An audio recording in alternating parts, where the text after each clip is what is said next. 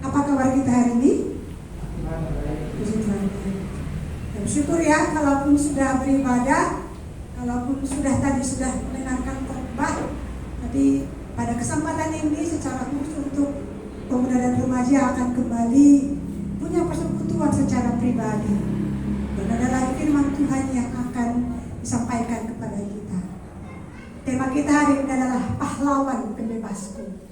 Kenapa? Karena hari ini adalah tanggal 10 November, diperingati sebagai hari pahlawan. Ya, pahlawan itu berarti mereka yang punya perjuangan, mereka punya sesuatu yang mereka kerjakan, dan itu berdampak bukan hanya untuk dirinya, tapi kepada orang lain. Kita juga punya pahlawan yang bukan cuma namanya yang dikenang, gitu ya, bukan hanya tindakannya, tapi ada nilai yang merubah hidup kita, dan itu nilainya kekal. Siapa namanya? Namanya Yesus Kristus. Ya, dunia ini banyak ya Iron Man yang dipertontonkan, ada Batman, Spiderman gitu ya. Gitu. Ada kalau perempuan dia Bionic Woman ada. Ternyata yang mereka tawarkan itu sifatnya sementara. Mereka ada masa kadaluarsanya. Tapi pahlawan pembebasku, pahlawan pembebas orang yang sudah percaya, nilainya kekal sampai ke surga. Dan hari ini kita akan dilayani oleh Abang Bapak Theo. Kita akan mulai pada kita hari ini, kita puji nama Tuhan dari buku yang berjudul Tuhan adalah kekuatanku. Bersama Dia ku tak akan goyah.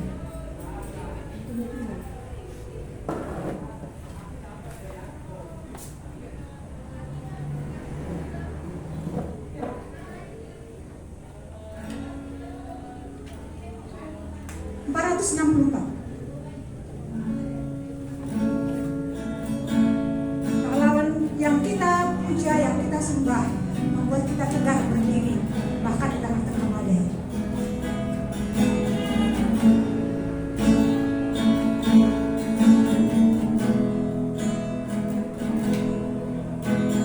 Tuhan adalah kekuatanku.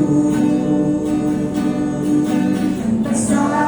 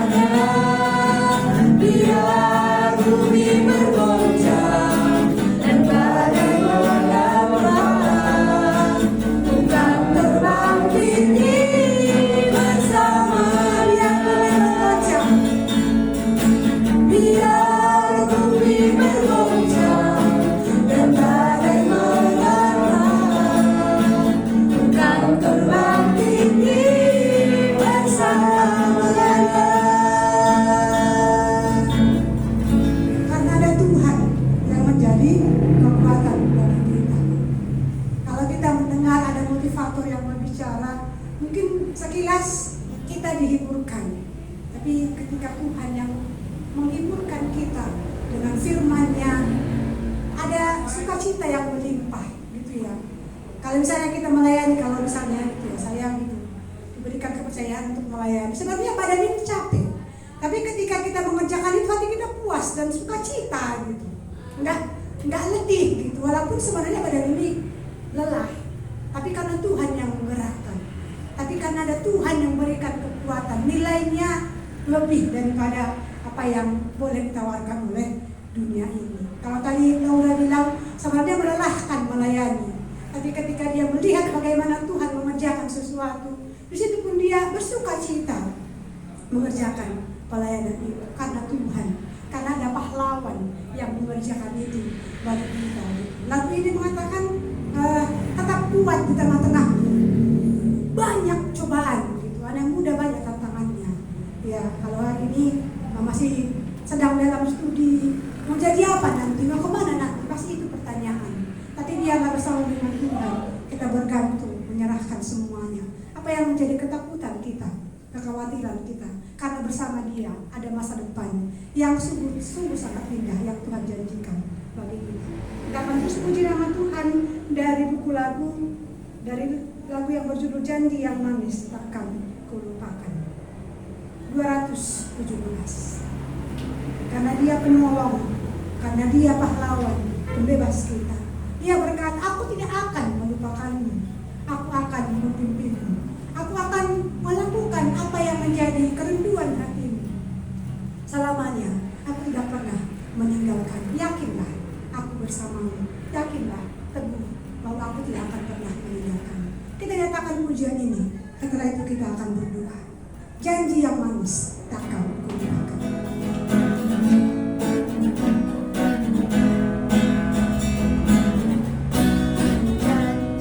Janji yang manis takkan kulupakan, tak terombang-ambing bagi jiwaku. Walau lemah hidupku penuh aman, nantikan jalan terakhir di atasku. Tidakkan aku lupakan, aku membimbingmu, aku memimpinmu. Kau tidakkan aku lupakan, aku penolongmu, kau tidakkan lupakan. Kau tidakkan aku lupakan, aku membimbingmu, aku memimpinmu. Kau tidakkan aku lupakan, aku penolongmu, yakinlah teguh. Kita berdoa. Ya Tuhan, kami meyakini apa yang Tuhan nyatakan bagi kami. Kami meyakini bahwa janji Tuhan akan Tuhan genapkan, terlepas kapankah waktunya, tapi pasti akan Tuhan genapkan bagi hidup kami.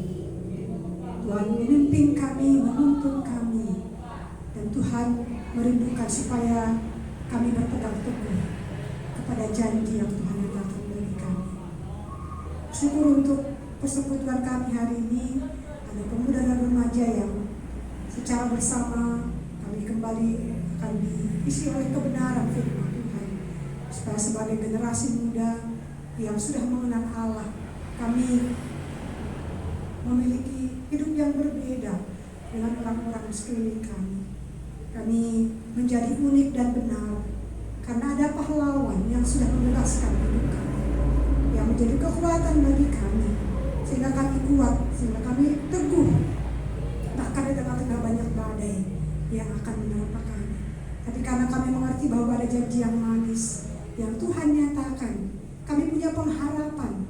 Kami tetap akan bersukacita menanti bagaimana Tuhan menjawab apa yang Tuhan janjikan bagi kami. Itu yang menjadi iman kami dan pengharapan kami kepada Allah yang membebaskan hidup kami.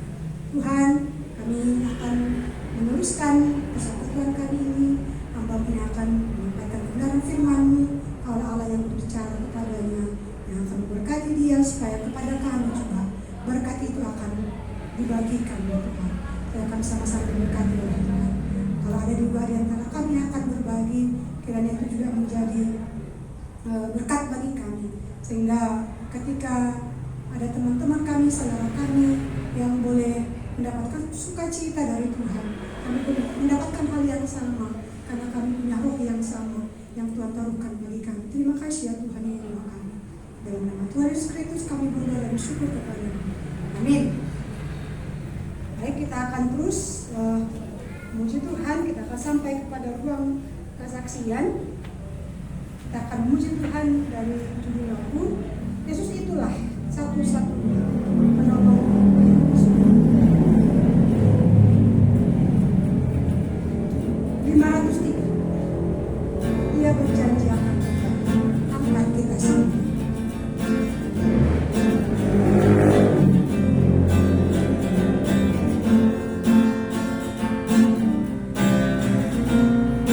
Yesus itulah satu-satunya penolongku yang sungguh. Dia berjanji akan kembali angkat kita semua.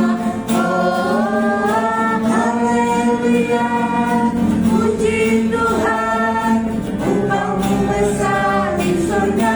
Oh, haleluya, puji Tuhan, upah-Mu besar di surga.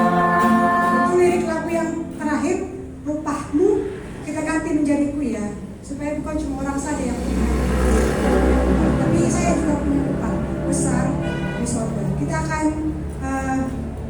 jadikan lagu ini, tapi boleh ya nanti satu orang menyanyikan satu ayat, dimulai nanti dari Yosi.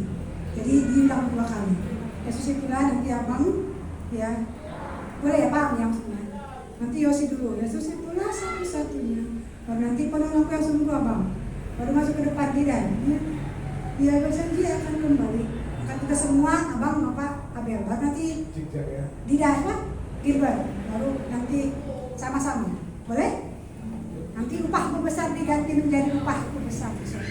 Boleh ya? Nata juga nanti nyanyi. Kita nyanyikan sekali lagi. Yesus itulah satu-satunya. Nggak apa-apa hafal suaranya. Kita puji Tuhan. Bukan kontestasi. Mulai sih.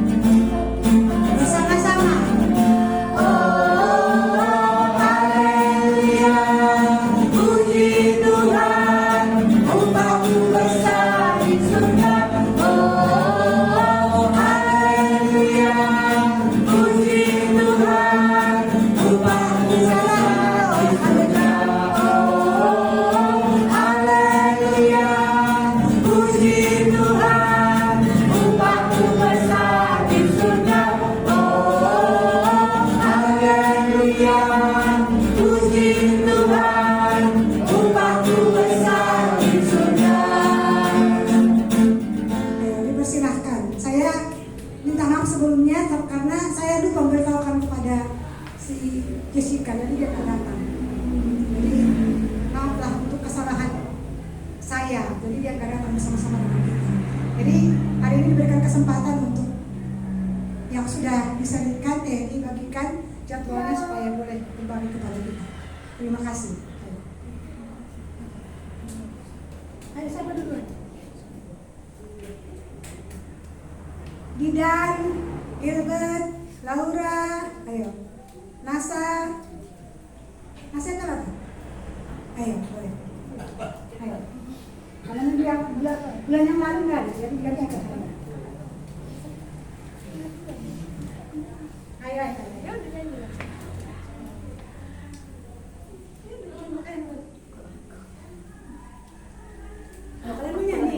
Mana ya?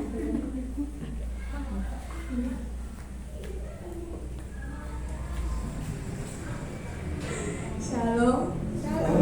Terima kasih atas kesempatannya. Loro mau berbagi dari bahan saat teduh kita tadi gitu. Loro terberkati dari perempuan Samaria itu. Terberkatinya seperti tadi disinggung juga sama tengah Bang Theo, nggak hanya orang Yahudi yang bisa beroleh kasih karunia Tuhan gitu, beroleh percaya. Bahkan Lukas yang bukan orang Yahudi juga orang Yunani gitu, dia bisa percaya dan menerima Tuhan Yesus itu, beroleh anugerah itu. Dan bahkan Tuhan izinkan dia menuliskan kitab gitu ya. Dia bukan orang Yahudi, karena kan dari awalnya orang Yahudi seharusnya yang menerima gitu. Dan terberkati dari perempuan tadi, takjub melihat bagaimana Tuhan Yesus mengetahui segala sesuatu yang ada pada perempuan itu gitu ya. Gak ada yang tertutupi satupun gitu. Mengingat kembali kayak mana sharingku tadi gitu, sama seperti orang kaya yang dicerita waktu party Jumat Gembira itu gitu. Gak ada yang tertutupi bagi Tuhan. Mau kayak mana penutupinnya gak bisa gitu. Apapun bakalan Tuhan tahu, apapun yang aku kerjakan Tuhan tahu aku melakukan apa gitu. Dimanapun, mau di tempat yang gelap sekalipun Tuhan tahu aku melakukan hal apa gitu. Bahkan dari semenjak masih dalam kandungan gitu, Tuhan tahu bagaimana prosesnya aku dalam kandungan ibuku sampai hari ini. Di umur yang saat ini Tuhan tahu bagaimana dan apa yang sudah aku lakukan gitu. Gak ada yang tertutupi satupun. Jadi aku terberkati gitu dan merasa bersyukur. Bahkan kita orang-orang yang sama sekali gak ada hubungannya sama orang Israel gitu ya, darah-darahnya sedikit pun gak ada gitu. Tapi hari ini Tuhan izinkan aku pribadi beroleh percaya, aku mengerti gitu kalau Tuhan Yesus itu jalan satu-satunya, dan ada anugerah itu sama aku gitu. Aku boleh menerima Tuhan Yesus dalam hatiku gitu. Kalau enggak tadi ya nggak tahu aku kayak mana kehidupan ini akan kujalani gitu. Karena ada Tuhan yang di dalam hatiku, aku punya kekuatan gitu untuk menjalani bagaimanapun hari ini, apa yang Tuhan izinkan terjadi, dan ada tambah semangat gitu melakukannya karena tahu Tuhan akan menolong. Itu yang bisa bagikan. Terima kasih. Terima kasih. Lanjutkan.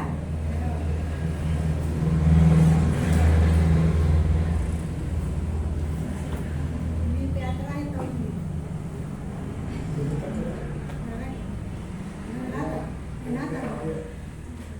Shalom. Shalom. Nanti Nata mau nyanyi lagu waktu Tuhan, tapi sebentar Nata mau sharing.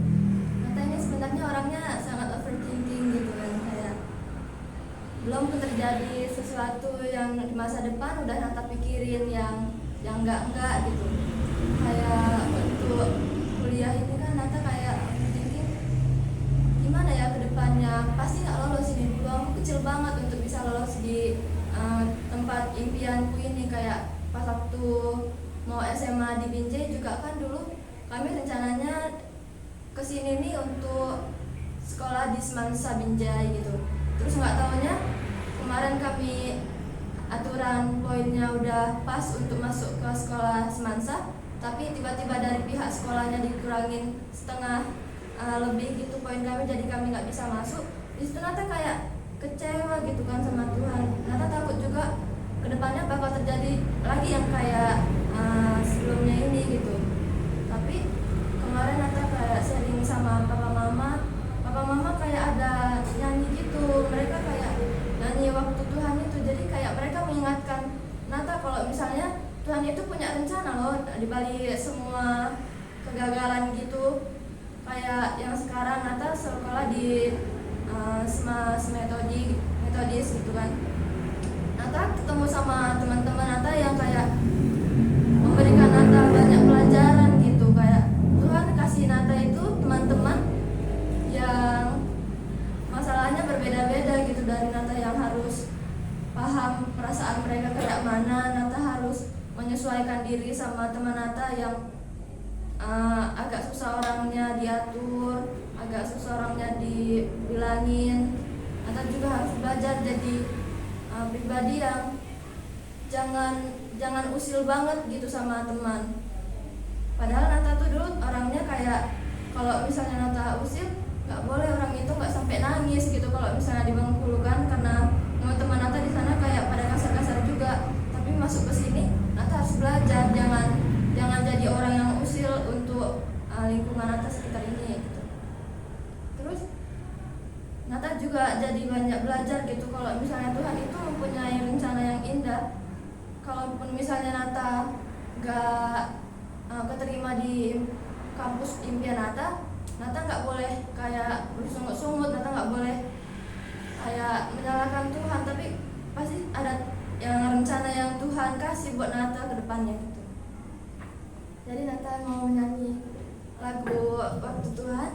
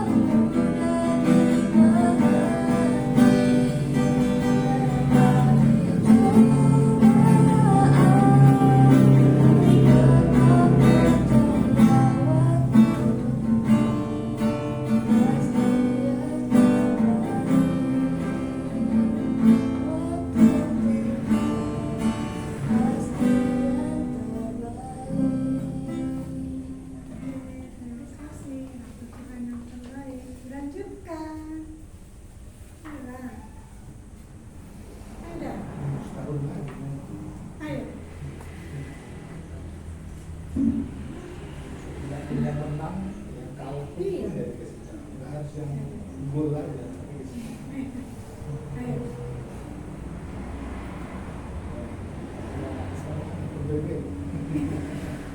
Nggak harus langsung menang.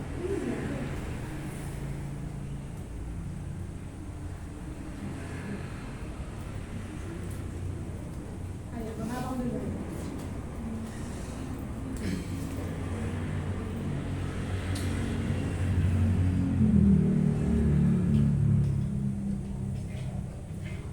Shalom semuanya. Shalom. Di sini saya mau berbagi sedikit di mana kami berangkat PA di sekolah untuk membuat acara Natal kami nanti bulan 12 gitu. Sebelumnya kami masih bingung gitu mau buat apa aja gitu acaranya gitu. Ada drama atau enggak gitu. Ada juga perlombaan atau enggak gitu. Jadi kami pun masih bingung gitu, takut tahun ini kayak nggak maksimal kayak tahun sebelumnya yang kakak kelas buat gitu. Jadi kami pun saling memikirkan satu yang lain gitu kan, dimana ada masalahnya juga gitu, yang dimana kami kelas 12 itu untuk menyuruh adik-adik kelas yang kelas 11 itu nggak mau gitu. Ada yang mau, cuman 1-2 orang yang mau gitu dari 20-an siswa kelas 11 gitu. Lebih baik itu dibandingkan dari kelas 10 yang baru masuk ke sekolah SMA Negeri 1 selesai gitu. Jadi untuk mengatur orang itu pun kami susah gitu. Ada yang disuruh untuk masuk dalam drama, nyanyi gitu, mereka bersungut-sungut juga gitu. Banyak yang mereka nggak mau itu, tapi mereka mau cuman untuk bernyanyi satu kelas gitu. Ya di situ pun kami bersyukur gitu, dimana Tuhan bekerja atas kami rapat itu kami bilangkan sama mereka bahwasanya mau mereka ini harus merendahkan hati gitu untuk Tuhan pada Natal tahun ini gitu. Dan beberapa minggu yang lalu ada gitu orang tua teman kami gitu kehilangan orang tuanya gitu, dimana teman Didan ini bisa dibilang teman dekat Didan gitu.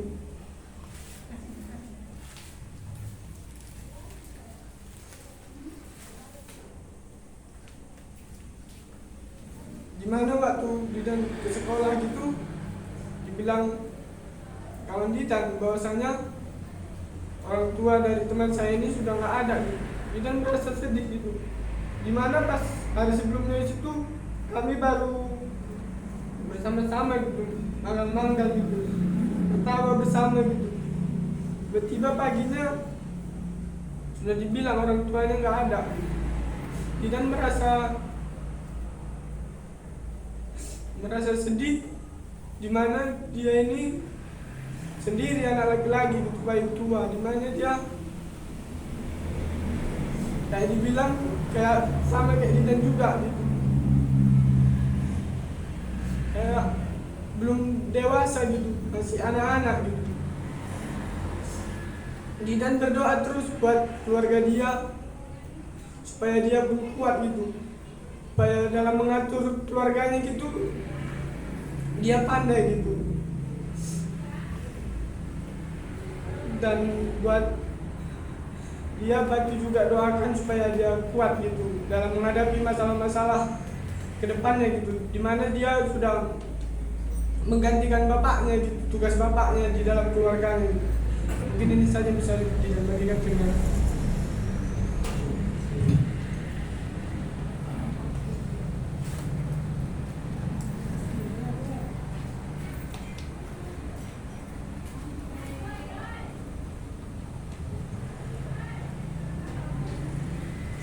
Terima kasih atas kesempatannya. Di sini saya mau sharing bagaimana saya bisa jadi MC di PA diizinkan di Dominze. Jadi waktu itu pada hari sebelum Jumatnya, hari Kamis, disuruh kakak kelas untuk pemilihan perangkat PA waktu istirahat jam ke-2. Datanglah kami semua ke ruang PA. Terus awalnya Gilbert nggak mau jadi MC gitu, karena nggak pernah gitu kan. Jadi Gilbert doa aja sebenarnya aturannya yang Gilbert mau, tapi karena nggak ada teman-teman Gilbert pun laki-laki semua, kalau laki-laki nggak ada yang mau ya payahlah disuruh gitu. Jadi mau nggak mau sebenarnya bukan karena Gilbert mau gitu, tapi ya udahlah jadi MC aja, walaupun nanti pun biasa aja MC-nya gitu. Jadi untung ada juga kakak kelas yang baik dikasihnya tata cara ibadah PA-nya sama Gilbert itu, dan lagu-lagunya juga. Jadi lagunya saya pelajari di rumah, dan waktu Jumatnya itu ya Gilbert berdoa gitu, Tuhan supaya ngasih Gilbert kekuatan agar bisa menjalankan tugas sebagai MC. Tapi ya walaupun ada gugup sedikit dan ada terjadi kesalahan, tapi Tuhan tetap menolong Gilbert pada saat itu. Ini bisa Gilbert berikan, terima kasih. Ada lagi? Mau begini? Hah? Rasanya boleh.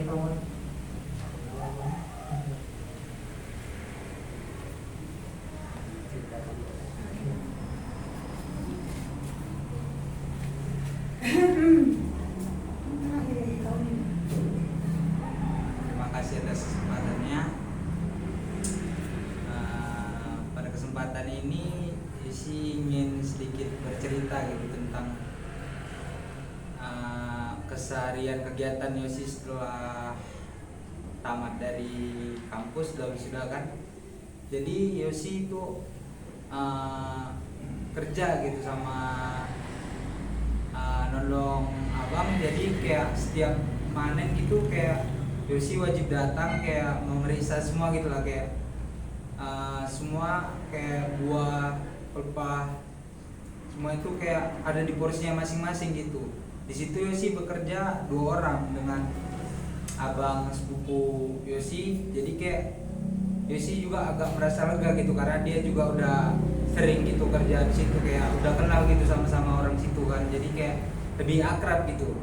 Tapi yang ada kayak di hati Yosi itu pas minggu kemarin nggak pas gitu. Dia tuh abang Yosi itu dia kebanyakan main-main gitu kerjanya, kayak nggak diperhatikan gitu, kayak pekerjanya nggak betul gitu, kayak pelepah asal-asalan masih tinggal di batang. Puncaknya kemarin pas minggu ini kemarin udah Yosi itu ini dia nggak tahu ada angin apa gitu kan, lagi meriksa ladang. Jadi pas di situ saat lagi manen kayak Yosi sendiri di situ, kayak yang jaga sendiri, jaga 10 orang kerja itu nggak bisa Yosi kontrol semua gitu kan, karena memang tempatnya kayak mencar gitu yang kerja. Abang Yosi ini nggak tahu kemana, kayak mungkin main-main atau kayak mana gitu. Jadi kayak ada kekesalan sendiri gitu. Jadi pas kalau kerja gitu ada namanya wolon gitu, istirahat makan siang atau snack gitu kan. Jadi kumpul lah situ. Di situ kayak udah abang itu marah-marah gitu, kayak kenapa kayak kerja kayak gini semua makin lama makin gak bagus gitu kan. Karena memang di situ penyusunan pelepahnya mungkin ada yang nggak Yosi perhatikan karena nggak bisa Yosi perhatikan sendiri gitu kan. Jadi kayak Yosi pun jadi merasa tersindir gitu, walaupun bukan Yosi yang dimarahin atau dia apa gitu kan. Yosi juga ngerasa kesal, kayak abang sepupu Yosi ini kayak mana kerjanya kayak gitu. Jadi kayak bukan malah mendapat bantuan, jadi kayak makin tertekan gitu, dapat tekanan gitu lagi kan, karena kayak mesti mengawasi itu semua sendiri. Karena memang posisi saat itu udah hujan, kayak tanah di sana kan tanah merah jadi licin gitu kan, jadi nggak semua bisa Yosi kontrol. Jadi di situ Yosi kayak merasa marah gitu, kecewa gitu, kayak memang itu juga termasuk kesalahan Yosi karena nggak bisa kontrolnya sendiri. Cuman ada gitu kekesalan yang agak nggak enak di hati Yosi ke abang Yosi, cuman belum bisa Yosi sampaikan gitu. Yosi pun pengen sebenarnya bilang ke Buddha itu kayak kalau Yosi sendiri nggak bisa ngawasinya, karena tadi Bang Ika ini kayak Pigi nggak tahu kemana. Tapi kalau Yosi bilang gitu rasanya kayak kurang apa gitu, nggak mau Yosi kayak menyalahkan orang lain gitu. Jadi doakan Yosi untuk bisa kayak mana ya, pokoknya kerja itu nggak pakai emosi dan sesuai lah kayak mana yang Tuhan inginkan untuk Yosi jalankan. Terima kasih.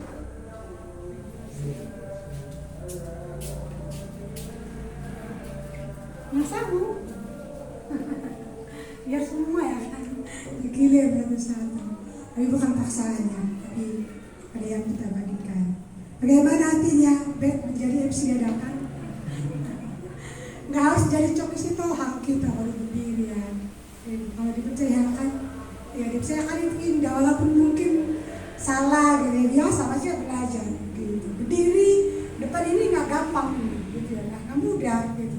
Jadi kalaupun salah, ya sebenarnya nggak ada hak juga sama yang melihat itu untuk mempersalahkan. Karena itu tidak sekali lagi tidak mudah. Jadi kalau seandainya Gilbert tahu aku salah di sini, berarti kedepannya tahu yang mana harus diperbaiki. Tapi berharap jangan cuma sekali, tapi nanti takutnya nggak berkembang, gitu ya. Nanti kalau kesempatan lagi, bolehlah. Kalau sebelumnya ditanya, mengajukan diri. Boleh, Beb? Ya, kalaupun seperti itu. Ya, sekali lagi kita masing-masing punya cerita bersama dengan Tuhan, dengan cara Tuhan sendiri. Ya, bisa dari segi teman, bisa dari keluarga, bisa semuanya itu Tuhan izinkan supaya kita murni di hadapan Tuhan. Semalam waktu pulang dari sekolah, gitu ya. Biasanya emang kalau Sabtu itu sama Jumat cepat pulang. Jadi memang sudah dalam hatiku udah kubuat target hari ini ada yang kujumpai, ada orang yang kutemukan dan aku bisa bercerita sama dia tentang Tuhan gitu. Pulang ke rumah masak gitu ya, sayur dulu gitu. Sebenarnya bisa jam 11 pulang langsung ke sana, tapi karena aku tahu seperti apa perutku gitu ya, jadi pulang dulu makan gitu, baru keluar gitu. Dalam perjalanan ini ya sebelumnya aku sudah berdoakan sama Tuhan, sama seperti Tuhan menuntun Paulus, kemana Tuhan panggil dia, ke situ dia pergi, tuntunlah aku. Kemana Tuhan bawa, ke sana lah aku akan pergi. Jadi aku pergi gitu ya, dan itu doakan sepanjang aku pergi jalan ini. Sebenarnya nggak tahu aku mau kemana gitu. Maksudnya arahnya siapa mau ketemu nggak tahu aku siapa. Gitu. Tapi ya, dalam hatiku udah kayak gitu lah gitu. Jadi aku pergi ke DJ gitu ya. Ya, nanti sambil apa gitu. Aku pergi ke Asia King gitu. Baru kuliah orang itu gitu. Keluar orang dari situ, waktu kuliah lagi gitu. Dalam hatiku gini, mereka butuh Tuhan. Nah itu langsung hatiku gitu. Mereka butuh Tuhan. Mereka butuh Allah gitu. Tapi memang, ya sebenarnya sangat apa ya? Setelah aku evaluasi itu sebenarnya bukan tempat yang cocok untuk melakukan dan kudekati. Karena kan secara waktu, ya mereka akan simpel apa yang mereka lakukan. Gitu. Baru setelah itu, setelah tahu aku itu tidak efektif, aku pulang gitu. Walaupun sebenarnya aku mau latihan sama Laura, aku tanya tapi sebenarnya pikir dia akan dilangkat waktunya gitu. Tapi karena memang tidak tidur siang, sebentar lah tidur dulu gitu. Pokoknya sudah sore gitu. Dan aku memang malamnya itu Tuhan bawalah aku kemana, itu masih terjadi doa aku ya. Karena kayaknya semalam itu nggak berhasil gitu. Dan aku berharap bawa lagi lah Tuhan. Kepada siapa gitu? Kepada siapa Tuhan? Yang tadi juga gitu. Kalau Paulus pun Tuhan bawa kemana dia, Tuhan suruh bawa aku juga gitu. Jadi apa ya, itu besar di hatiku gitu. Nah siapa berharap sih ada ya, mesti ada suku yang memang itu aku digerakkan Tuhan untuk itu gitu. Tapi belum kerjakan hari ini. Makanya ketika tadi Yesus harus melewati itu juga apa ya gitu. Makanya semalam kamu harus pergi gitu, itu dalam hatiku gitu. Jangan biarkan, jangan berdiam diri, kerjakan bagian. Kalau Tuhan pun mengerjakan itu, kamu kerjakan bagian. Jadi itu menguatkanku ya, dari satu yang kita pelajari selama 1 minggu ini. Jadi artinya ketika aku kerjakan, aku mengevaluasi di mana salahnya, seperti apa strateginya supaya ya kedepannya ketika itu kurang gitu, ada sesuatu yang bisa aku kerjakan dan kedepannya lebih baik gitu. Jadi ya kita punya nggak tahu gitu, hari ini aku berharap ya masih pergi aku hari ini gitu. Walaupun nah kemana pun nanti gitu, bawalah gitu. Itu kuat di hatiku gitu, supaya ya walaupun sekali lagi ya sebenarnya nggak ada hasilnya semalam, tapi nggak jadi menyesal aku kok nggak ada hasil dan nggak kayak gitu gitu. Tetapnya justru ya harusnya seperti ini gitu, Tuhan ajari. Jadi seperti lebih melihat gitu, kondisinya kemana seperti apa supaya lebih efektif. Kemudian yang kedua dari 1 Ruth ya, Ketika Yesus di situ, dia lelah, dia minum, dia menunggu perempuan itu ya, dia tahu kapan perempuan itu datang. Dalam hatiku seperti ini, ketika melayani, pelayan itu harus duluan sampai daripada yang dilayani. Itu yang aku dapatkan. Yesus duluan, artinya dia tahu kalau perempuan Samaria itu akan di situ. Jadi sebelum perempuan Samaria itu di situ, dia sudah menunggu. Jadi kita sudah percaya ya, dan berharap jangan lagi terlambat. Kita yang sudah mengaku percaya berharap gunakan waktu dengan baik. Dalam hal apapun itu, dari segi pekerjaan kah, dari pelayanan kah, supaya kita memang benar. Karena kalau kita mengaku percaya, artinya hidup kita berubah, nggak lagi kalau seperti yang dulu. Kalau dulu sebelum percaya aku terlambatnya, itu apa bedanya aku dengan yang tidak belum percaya? Itu perlu kita koreksi. Itu ya mungkin sederhana ya, tapi aku pikir nilainya dalam. Itu jadi teladan juga bagi kita. Supaya lewat itu orang lihat, oh dia sudah lain, sudah berbeda, sudah benar. Jadi itu juga apa ya? Sebagai orang ingatkan gitu. Jadi kalau melayani itu ya jangan menunggu. Maksudnya jangan kamu ditunggu, tapi kamulah yang menunggu. Gitu. Karena seperti yang tadi aktif memang. Gitu. Tuhan itu nggak menunggu orang datang sama dia, nggak akan datang orang. Tapi dia yang datang, menjumpai, bahkan menunggu perempuan Samaria supaya mereka punya pertemuan. Dia punya komunikasi dengan perempuan Samaria itu. Pertemuannya membuahkan hasil yang luar biasa. Jadi itu memberkatiku. Yang ketiga, kadang jadi lucu ya, ketika Tuhan, saya lupa berapa gitu, ketika Tuhan bilang berilah aku minum gitu. Kami jelaskan sebab muridnya pergi beli makan. Dalam hatiku loh, muridnya kok nggak ada yang tinggal sama dia ya? Gitu. Kok pergi semua ya? Gitu.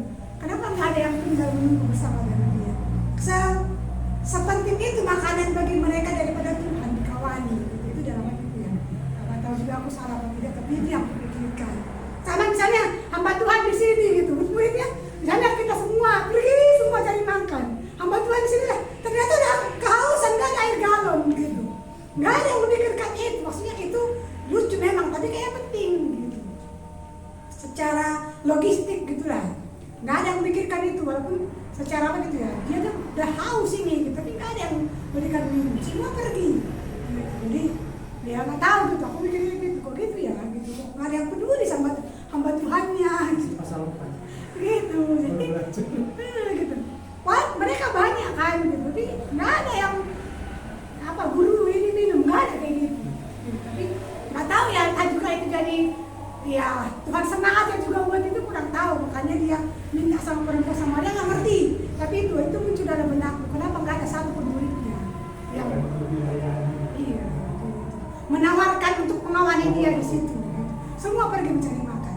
Jadi itu sih gitu ya, maksudnya poin-poin yang selebihnya bagaimana Tuhan mengalirkan pembicaraan sampai kepada hidup yang kekal itu sesuai dengan sikon seperti yang tadi ya. Kalau ada air di situ beranjak pembicaraan dari air. Kalau dia murid-muridnya butuh roti, dia belajar berbicara tentang roti. Kalau ada roti yang mau berkembang, dia berbicara tentang rabi. Jadi Tuhan berbicara sesuai dengan sikonnya. Jadi itu juga mengajari kita ya, karena Tuhan berikan hikmat bagi kita saat kita mendengarkan kebenaran firman Tuhan. Itu yang boleh memberkati saya. Sekali lagi doakan gitu ya, apa yang tadi, kerendahan yang tadi ya, supaya berjumpa, nggak tahu ya, maksudnya entah memang nggak ada sih maksud cerita sama orang apa gitu, maksudnya doakan, tapi memang hatiku seperti itu, bawalah aku Tuhan sama orang yang memang Tuhan bawa aku sama dia gitu. Saya bertemu gitu, tak satu tak dua, tapi memang Tuhan pertemukan ya, mungkin komunikasi dulu ya, nggak mungkin juga langsung sampai kemana gitu. Tapi itulah, itu keren banget dan besar hati ini gitu, supaya ya nggak lagi menunda, nggak lagi menikmati waktu. Sebenarnya kalau bilang capek-capek ya, banyak pekerjaan gitu. Kalau di sekolah pun, kalaupun ada jam kosong baru lagi waktu istirahat sebenarnya gitu. Kalau di rumah pun sebenarnya ya sepadat waktunya, tapi kayaknya kalau Tuhan pun nggak main-main gitu ya gitu. Jadi kalaupun memang 1 jam pun kita punya ya, kita gunakan ya 1 jam untuk Tuhan. Itu yang boleh saya, walaupun kadang-kadang mau juga lari juga ya, kalau ya kita kontrol juga waktunya. Yang bisa saya sampaikan kira jadi berkat bagi kita. Kita akan mendengarkan firman Tuhan. yang akan sampaikan Bapak Theo. Jadi ceritanya gagal ya yang hari Sabtu ya, tapi memang akan diceritakan supaya kita tahu juga ya mengevaluasi tidak seperti itu. Maksudnya sharing di sini nggak hanya berbicara tentang berhasil gitu. Kalau firman Tuhan pun hal-hal yang memalukan diceritakan. Ya kita juga mungkin diajarkan Tuhan supaya hal yang tidak berhasil pun boleh kita katakan kepada, bukan sedang mempermalukan diri ya gitu. Tapi ya kita tahu kita punya kekurangan dan kita mau belajar dari situ. Ya kita akan belajar firman Tuhan kembali. Tapi sebelumnya kita puji nama Tuhan dari yang sudah dikirimkan di WA. Segala perkara dapat kutahu bersama Allah yang setia, bersama Tuhan yang menolong hidup kita, berikan kekuatan. Dan Tuhan mau supaya kita tetap percaya dan setia kepada. Setelah ini saya serahkan kepada Bapak Theo untuk menyampaikan kebenaran firman Tuhan.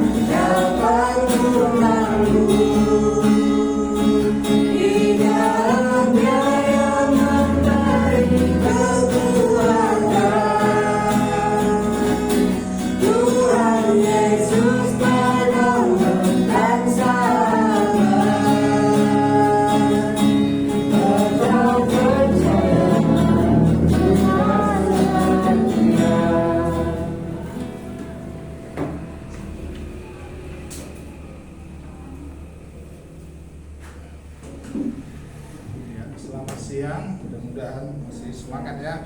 Siang jam berapa? 1:30. Nah, untuk PA remaja minggu ini dengan judul Pahlawan Pembebasku. Dari sekian kita di sini mungkin masa pertobatannya aku yang paling lama bertobat, maksudnya usiaku sudah lama baru bertobat. Mungkin kalian rata-rata SMA ya. Saya mengenal Tuhan itu umur 26 tahun. Berarti diperkirakan sudah separuh dari masa kehidupan ya. Kalau manusia dibilang 70, Ini 26 tahun, berarti 26 tahun waktu yang disia-siakan. Ya, untuk kalian dia bersyukurlah. Lebih cepat lebih bagus katanya ya. Ikan cepat ikan gabus lebih cepat lebih bagus daripada menderita. Sebelum kita mulai, kita berdoa terlebih dahulu.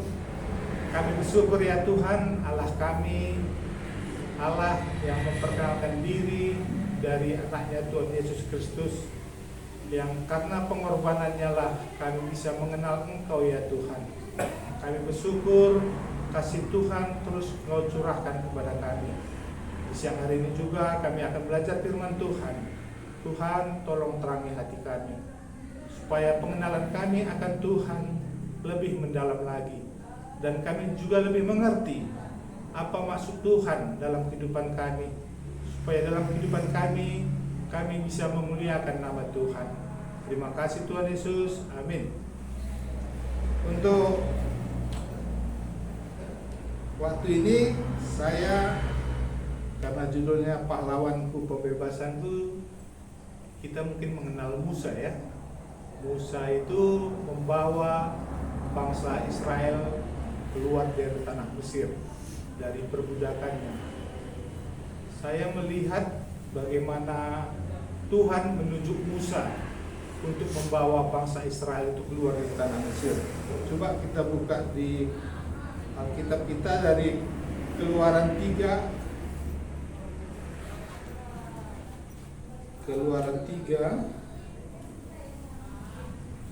ayat 10.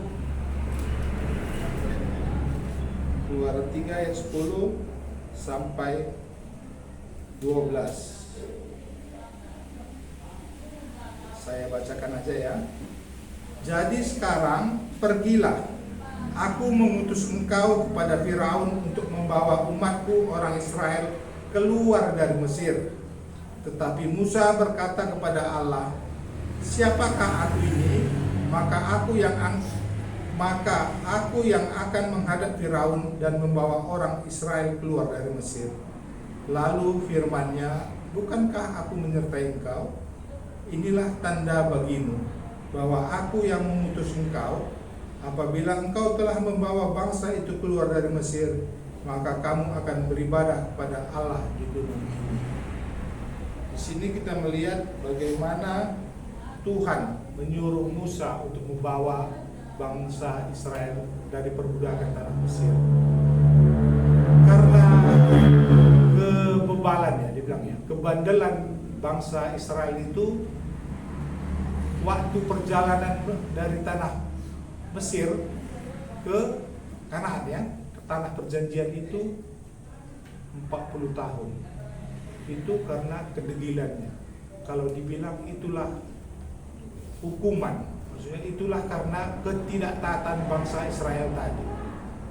Nah, dan bagaimana pula Musa tidak sampai ke tanah Kanaan ya, dia dilanjutkan oleh Yosua. Dan sini saya melihat balik ke pribadi kita juga. Berapa lama kita dibelenggu oleh budak dosa tadi. Nah, itu makanya saya seperti awal tadi saya bilang saya 26 tahun. Mungkin ya kalian adik-adik mungkin ya sekitar 17-an, 15-an mereka sudah mengenal Tuhan. Ya bersyukurlah di masa muda kalian. Istilahnya begini, mungkin suka duka, bukan suka ya, dukanya lebih banyak yang lama mengenal Tuhan itu daripada yang lebih cepat. Bagaimana Tuhan mengajarkan atau mendidik atau menuntun orang itu supaya bisa mengenal Tuhan. Ya memang Tuhan itu penuh kasih ya.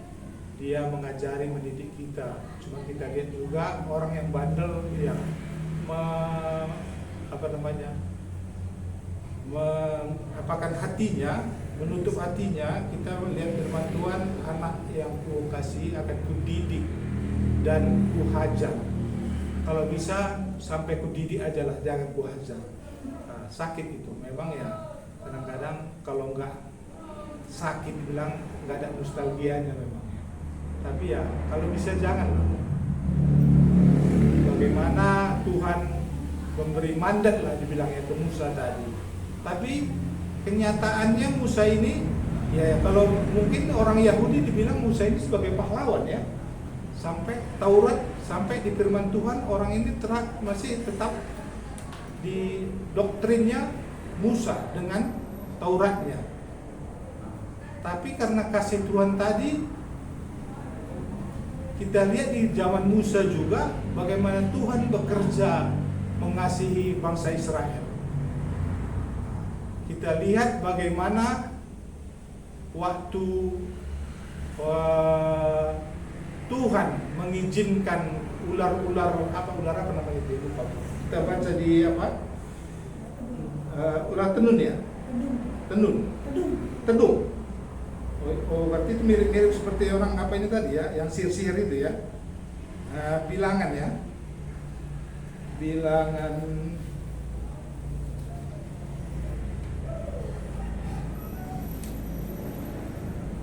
21 ayat 5 sampai 9.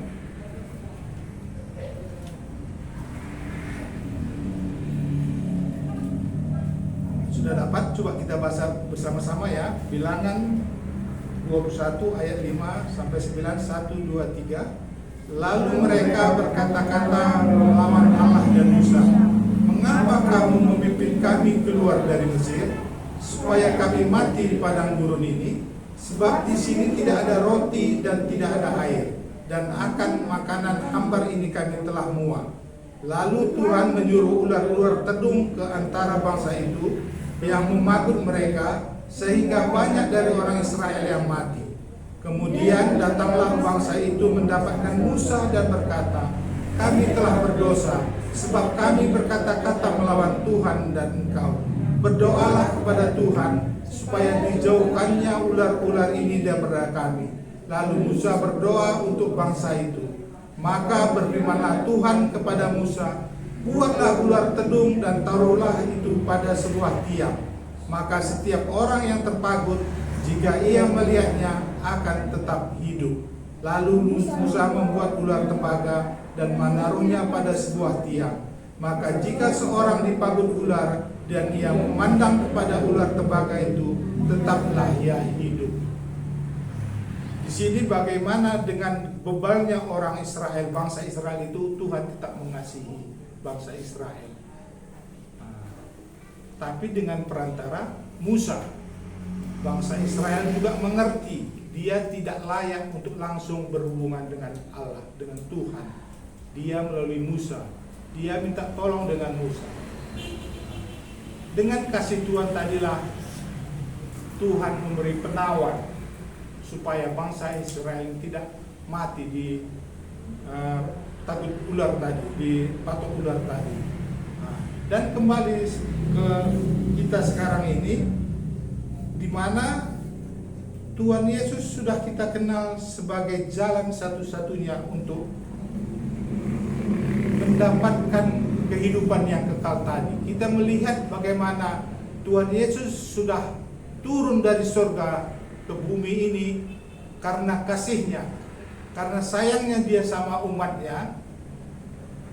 Kalau Musa itu khusus untuk bangsa Israel, seperti dari kesaksian tadi, ada yang orang Yahudi yang bangsa pilihan.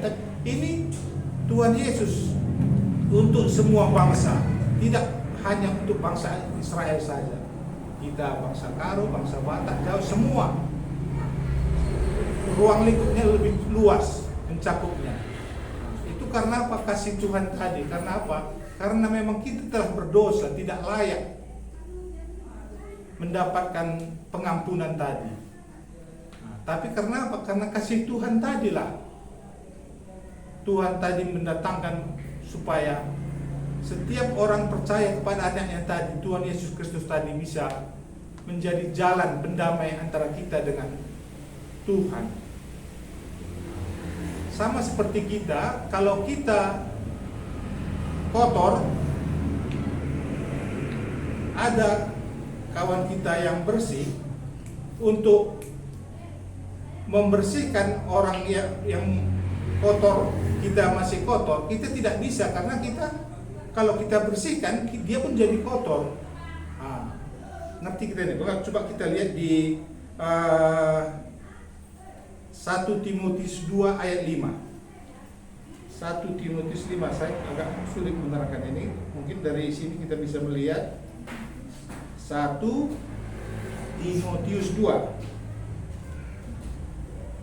1 Timotius 2 ayat 5. Nah, ini tadi ada hubungannya seperti yang saya terangkan tadi ya. Karena Allah itu Esa, dan Esa pula Dia yang menjadi pengantara antara Allah dan manusia, yaitu manusia Kristus Yesus. Allah itu Esa, dan Esa pula Dia menjadi perantara antara Allah dan manusia. Itulah Tuhan Yesus tadi. Nah, bagaimana bisa kita membersihkan seseorang yang kotor kalau kita pun kotor? Nah, di sini kita udah mengerti ya apa maksudnya gini tadi ya. Nah, bagaimana seseorang itu bisa mendamaikan antara perseteruan antara dua belah pihak kalau yang mendamaikan pun orangnya tidak benar? Ya pasti nggak berhasil. Pasti kedua belah pihak ini pun pasti tidak mau. Baik yang mau didamaikan dan yang mendamaikan juga nggak bisa. Karena dia tidak percaya. Tapi karena kasih Tuhan tadilah, maka Tuhan memberi jalan pendamaian antara kita dengan Allah tadi. Karena dosa kita sebenarnya kita tidak layak. Dan seperti orang Israel itu, dia lebih berpedoman dengan hukum Tauratnya. Dengan hukum Taurat aku dekat dengan Allah. Tidak. Hukum Taurat diberi oleh Musa, tetapi kasih karunia dan kebenaran datang oleh Yesus Kristus.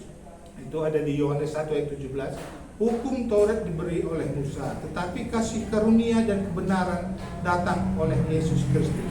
Tetapi kasih karunia cuma-cuma.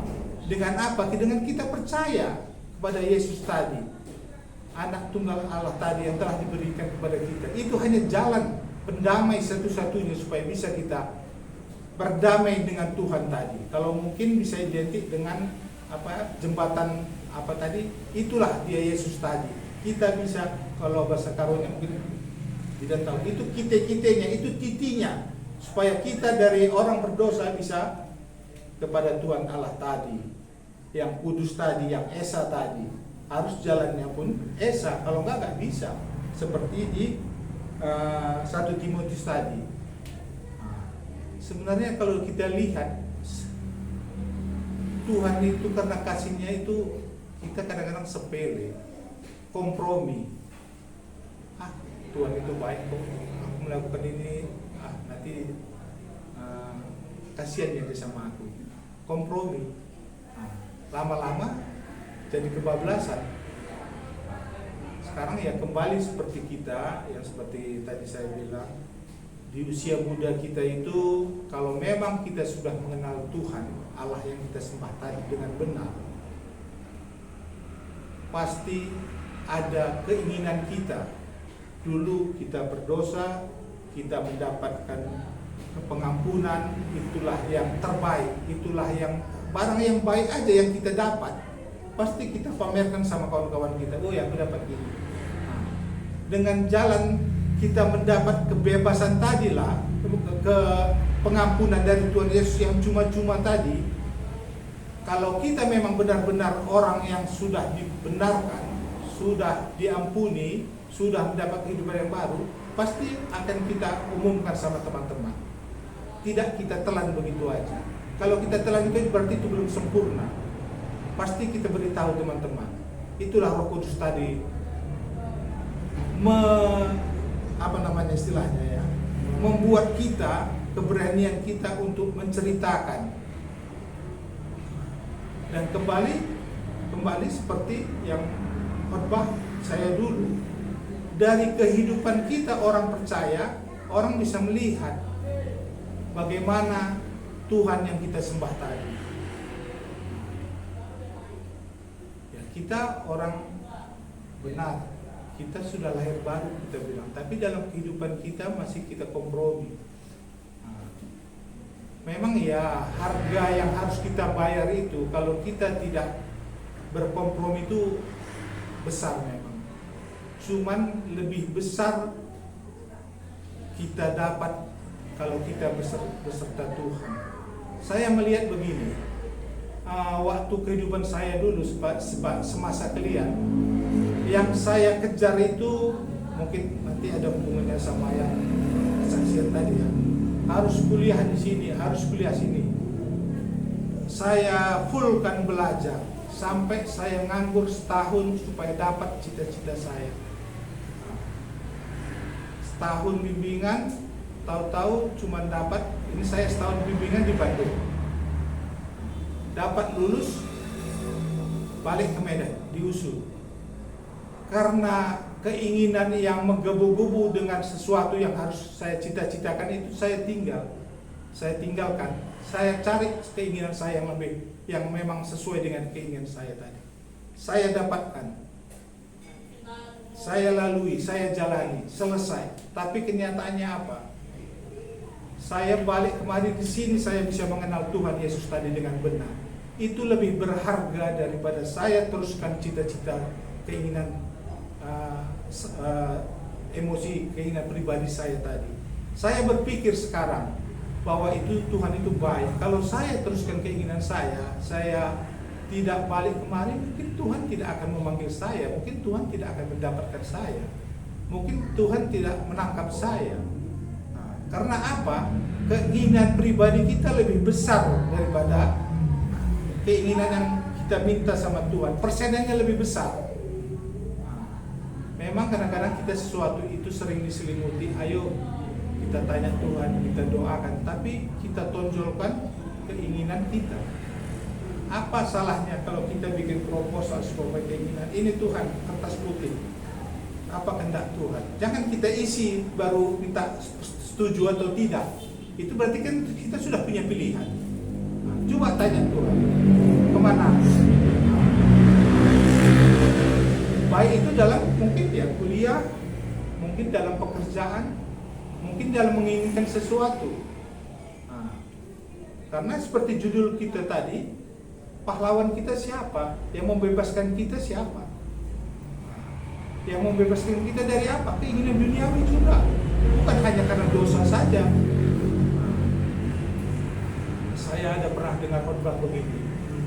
Kan ada di apa itu yang jadilah kehendakku seperti di bumi dan di surga ya. Itu kan mungkin bisa terjadi. Tapi bagi orang yang tidak mengenal Tuhan, bukan kehendak neraka itu pun terjadi sama dia. Nah, dia tersiksa meskipun dia masih di dunia ini ya. Contohnya, kita ingin melakukan perbuatan baik, tapi kenyataannya kita kenapa yang jahat?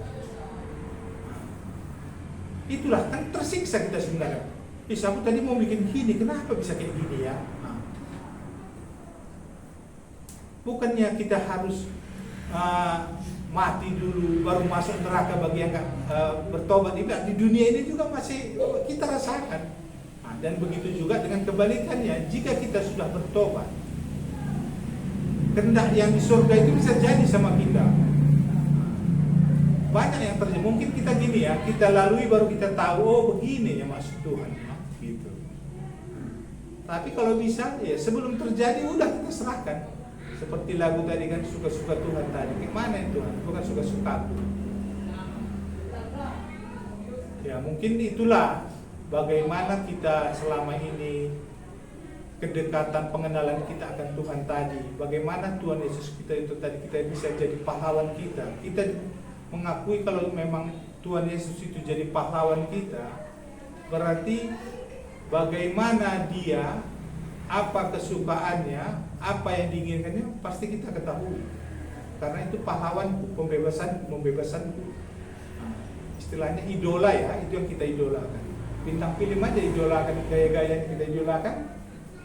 Penyanyi lagi kita idolakan. Saya ulangi lagi ya seperti itu tadi lah, bersyukur bagi kalian semua yang masa mudanya lebih cepat dulu mengenal Tuhan, jangan sia-siakan. Dan saya juga melihat bersyukur seperti kalian ada persekutuan. Kalau saya dulu, apakah karena saya memang cueknya nggak ada persekutuan, nggak tahu.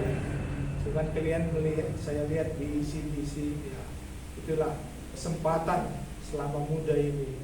Nah, bagaimana kita bisa mengerti maksud-maksud Tuhan tadi dalam hidup kita. Bagaimana pahlawan tadi, yaitu Yesus Kristus tadi, bisa membebaskan kita baik dari dosa, baik dari keinginan kita duniawi, keinginan pribadi, keinginan daging. Kalau kita yang sudah mengenal Tuhan tadi, ya kita bukannya hanya, kita kan sudah dilepaskan dari dosa, perbudakan dosa, tapi keinginan daging tadi itu juga bisa dibebaskan. Ya, jangan sampai seperti firman Tuhan tadi, ajaran Tuhan itu baru kita bisa berbalik arah. Ya, minta hikmat dari Tuhan, pertolongan Tuhan, baik itu dalam tingkah laku kita, khususnya dalam perkataan kita, bisa menjadi berkat bagi orang.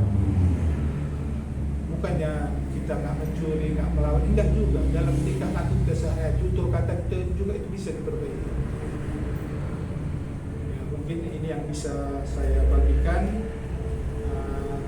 Saya ingin kita membaca yang terakhir ini, Roma 3 ayat 21. Sebelum kita tutup, Roma 3 ayat 21, mungkin ini sudah viral ya, kita baca sudah sering, tapi kita ulangi pelan-pelan atau kita baca satu-satu. Saya 21 seperti urut tadi ya, 21, Mina 22, Yosi 23, satu-satu ya. Nah, saya mulai dari judul Manusia dibenarkan karena iman, ayat 21. Tetapi sekarang tanpa hukum Taurat kebenaran Allah telah dinyatakan, seperti yang disaksikan dalam kitab Taurat dan kitab para nabi-nabi, Yaitu kebenaran Allah melalui iman dalam Yesus Kristus bagi semua orang yang percaya. Sebab tidak ada perbedaan. Karena semua orang telah berbuat dosa dan telah kehilangan kemuliaan Allah. Dan oleh karena kasih karunia telah dibenarkan dengan cuma-cuma karena penebusan dalam Kristus Yesus. Kristus Yesus telah ditentukan Allah menjadi jalan pendamaian karena iman dalam darahnya. Hal ini dibuatnya untuk menunjukkan keadilannya, karena ia telah membiarkan dosa-dosa yang telah terjadi dahulu pada masa kesabarannya. Maksudnya ialah untuk menunjukkan keadilannya pada masa ini, supaya nyata bahwa ia benar dan juga membenarkan orang yang percaya kepada Yesus. Jika demikian, apakah dasarnya untuk bermegah? Tidak ada. Berdasarkan apa? Berdasarkan perbuatan? Tidak, melainkan berdasarkan iman. Karena kami yakin bahwa manusia dibenarkan karena iman dan bukan karena ia melakukan lebih banyak. Atau adakah Allah hanya Allah orang Yahudi saja? Bukankah ia juga adalah Allah bangsa-bangsa lain? Ya, benar. Ia juga adalah Allah bangsa-bangsa lain. Artinya, kalau ada satu Allah yang akan membenarkan baik orang-orang bersunat karena iman maupun orang-orang tak bersunat juga karena iman. Jika demikian, adakah kami membatalkan hukum Taurat karena iman? Sama sekali tidak. Sebaiknya kami meneguhkannya. Nah, mungkin dari yang saya ceritakan tadi, sini ada kesimpulannya semua ya. Bukan karena kita melakukan hukum Taurat, bukannya kita karena baik, bukan karena kita tidak berbohong, itu tidak. Ada ilustrasi seperti gini, hukum Taurat ini hanya seperti mikroskop. Suatu penyakit itu bisa dilihat dari mikroskop itu. Dosa itu bisa lihat dari hukum Taurat itu, tapi dia tidak bisa menyembuhkan, tidak bisa menyelesaikan. Jangan berbohong, jangan berzina, hanya sebatas itu, tapi tidak bisa menyembuhkan. Hanya kasih Kristus itulah yang bisa menyembuhkan. Hanya kasih Kristus itulah yang bisa kita tidak melakukan. Karena untuk melakukan hukum Taurat ini, kalau tidak ada kasih Kristus itu sulit, tidak bisa. Ya, mungkin ini dari saya untuk minggu ini. Kita berdoa. Kami bersyukur ya Tuhan, di dalam kehidupan kami kami masih bisa merasakan, kami melihat bagaimana tuntunan Tuhan kepada kami, dan kami melihat juga Tuhan menerangi hati pikiran kami, dan kami juga melihat bagaimana Tuhan mengajari kami dalam setiap kehidupan kami. Kami bersyukur mempunyai Allah seperti Engkau, Allah yang penuh kasih, Allah yang mengerti, Allah yang mencukupkan semua kebutuhan kami. Tuhan Yesus, dalam kehidupan kami masih sering melalui permasalahan-permasalahan yang kami hadapi. Kami percaya Tuhan terus menyertai kami, Tuhan terus mengajari kami, dan kami mohon juga Tuhan dalam kehidupan kami, Tuhan juga memberi kekuatan hikmat kepada kami untuk memuliakan nama Tuhan, menceritakan nama Tuhan kepada orang-orang yang kami jumpai ya Tuhan, supaya termulia nama-Mu dan orang bisa melihat Allah yang kami sembah tadi.